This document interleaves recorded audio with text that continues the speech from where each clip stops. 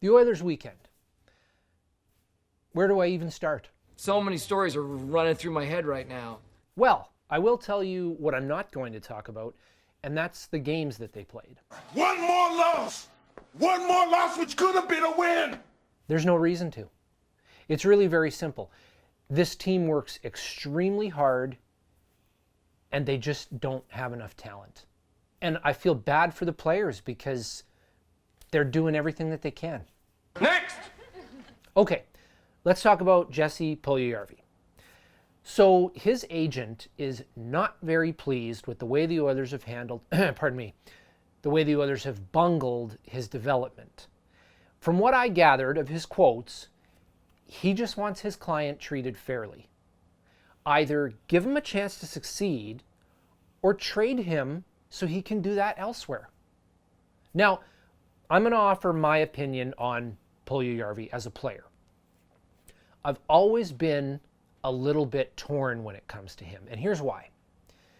He has all the tools to be a successful NHLer. He's big, he's strong, he's got a long reach, he has speed, he can really fire the puck, but You're a butt! he really lacks hockey sense, or hockey IQ, if you will. And if you don't have it, you don't have it. Coaches can teach players systems and show them where to position themselves, but this is not something that you can teach. It's a player's natural ability to read the play, to see things developing and innately know where to go and what to do. In my opinion, the NHLer with the highest hockey IQ is Mark Stone of the Ottawa Senators. This is why he leads the NHL in takeaways.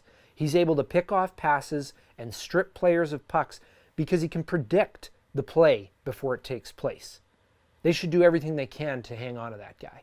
I see a lot of the opposite of this with Puljujarvi.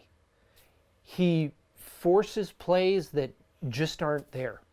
He goes offside a lot, and he causes his teammates to go offside as well.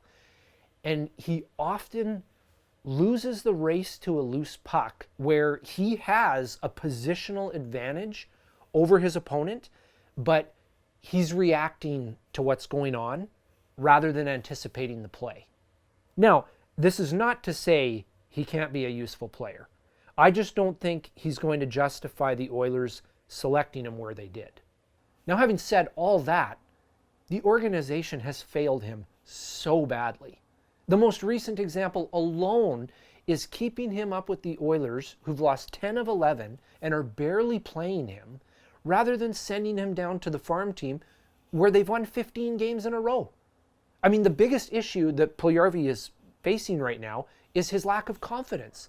And the answer to this problem is literally staring the organization right in the face. Now, the Oilers also made 2 trades on the weekend. On Friday night, they shipped Cam Talbot to the Flyers for Anthony Stolarz.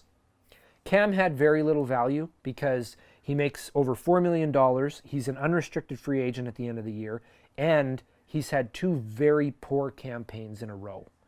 It's sad to see Talbot go. He is a very likable player. Hopefully he has success as the backup in Philly. As for Stolarz, I think many people were surprised that the Oilers actually received some value in this trade. I have a friend who's a Flyers fan, and he was quite upset about the deal when he found out. I'm not familiar with him at all, so I'm looking forward to seeing him play some games down the stretch. And he shouldn't have a problem getting into game action because, fun fact, Mikko Koskinen has lost every single game he's played since he signed his enormous extension. Then, on Saturday morning, the Oilers sent Ryan Spooner to the Canucks for Sam Gagner. Spooner, who was about as useless as a one-legged man at an ass-kicking competition, will not be missed. Gagner, although he probably won't bring much to the table in terms of production, at the very least, he's a very well-liked teammate and fan favorite. Since this move didn't really have much impact on the salary cap, I think it was done as a sign of goodwill towards the fan base. Now, if you're keeping score at home, the Oilers made 2 deals this weekend, and I would argue they won one of them and they tied the other. And this inspired local media guy Jim Matheson to tweet, "I know Kay Gretzky says he doesn't want to be Oiler GM, but why shouldn't he be considered? He held out for younger Stellares rather than take Elliott. Gagne has more upside than Spooner." And just a few hours later, "I absolutely think Keith Gretzky should get serious look at GM job. Angered by folks who think he has made way because he's Wayne's brother." So, first of all, Jim, you shouldn't go throwing around absolutes. Only a Sith deals in absolutes. Secondly, not outright losing a trade is not justification for giving someone a full-time job. Doing things that the average fan knows are obvious to do is not a qualification to be a general manager of a professional hockey team. And thirdly, to be perfectly honest with you, I don't mind the job that Keith Gretzky has done both in Boston and in Edmonton when it comes to the draft. The 2014 draft for the Bruins was huge. They had 5 picks and 4 of them have contributed at the NHL level, including Pasternak, who is neck and neck with Draisaitl for the top scorer in that draft class.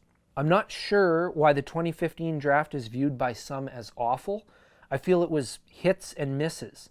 Yes, they passed on the opportunity to draft Barzal 3 times, but they did pick up Jake DeBrusk, and he's a pretty good young player. They also snagged Brandon Carlo in the second round. He's already logged over 200 games. Only Hanifin, Provorov, and Werenski have played more so far from that draft class. As for the 2016 draft, these players are all still very young, but McAvoy was an astute pick at 14th overall. Now, he's only been with the Oilers for 2 drafts, but I've particularly liked the selections of Bouchard, McLeod, Skinner, and Maximov. Now, let's forget about his last name for a moment. I think he has done an all right job as the assistant general manager. But the problem is, he is Wayne Gretzky's brother. Whether he can perform the job or not, the optics of this are brutal. Here's a tip, Oilers. Don't even give the appearance of nepotism. When I played high school basketball, my dad coached the team. We were not very good. I think we were the only high school team in history to lose to the junior high school team. Anyway, at the end of the year, my dad had to hand out the player awards. And he felt that I was the most sportsmanlike player. But he didn't want it to look like he was favoring me. So he gave it to somebody else. The Oilers would do well to use this attitude in every personnel decision that they make. I'd love to hear your thoughts on anything and everything related to the Oilers this past weekend, whether it's the trades, the losses, the JP thing. I didn't even really touch on what's going on in Bakersfield right now. So please leave a comment below, but don't be offended if I don't respond right away, because tomorrow's family day and I'm going to unplug.